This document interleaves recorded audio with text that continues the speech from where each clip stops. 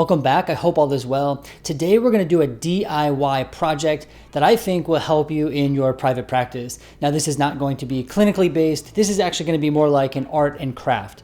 And I'm really excited to share this with you because it's these little things that make a huge difference. But what is the little thing I'm talking about?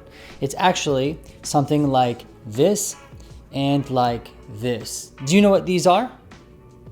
These are actually homemade iPad and iPhone stands, and I want to show you how to make those today. Now, why would we be making homemade iPhone and iPad stands here on this channel where we talk about private practice? Well, because I think something like this, although very practical and simple, makes a huge difference. So for me, what I like to do is prop up my iPad or my iPhone, and I use it as another monitor, or I use it as a way to check time during client sessions. And then this allows me just to have a more smooth and efficient workflow. I've actually made other videos about how I use my iPhone as another screen. I'll link that up here somewhere. We're not going to talk about the actual aspect of using the phone today. I'm actually just going to show you how to make one of these yourself. It'll be really simple and really quick.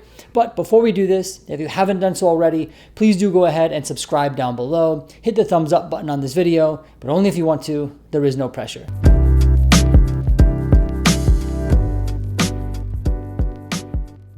Now, there's only two things you're going to need for this project. One is an X-Acto knife or scissors, something to cut the cardboard with. And number two is cardboard. Now, for the cardboard, you don't need anything too big. Something the size of a shoebox will be good. Now, just so you know, there are people who have come up with specific measurements for devices like iPads and iPhones, and I'll link that down below somewhere. For the sake of this video, though, we're just going to eyeball it. This works just fine. So the first thing we want to do is cut out a rectangle in the cardboard, just like this. It doesn't have to be perfect on the first cut. You can always go back and trim the edges off later. And then once you have the rectangle cut, you then want to fold it in half, just like this. Now at this point, you can trim up the sides that are uneven to make sure that it's level. And this will be important because you want the phone stand to be level so that it doesn't tip over. And then after everything is leveled out, you want to go ahead and cut out a tilted L. It looks kind of like this. For some people, it's helpful to trace this out ahead of time and then cut along the line.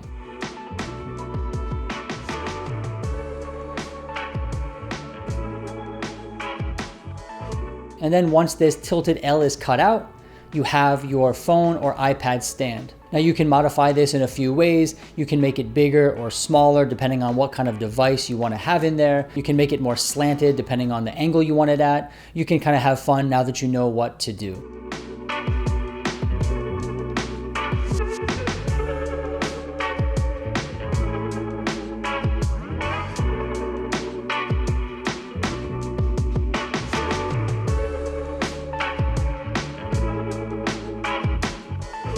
So that's it. It's really that simple. Now you have an easy way to make an iPad, iPhone, or any other stand that you want in a free and easy way. I hope this helped you out. I hope you learned something. And until next time, I look forward to seeing you soon.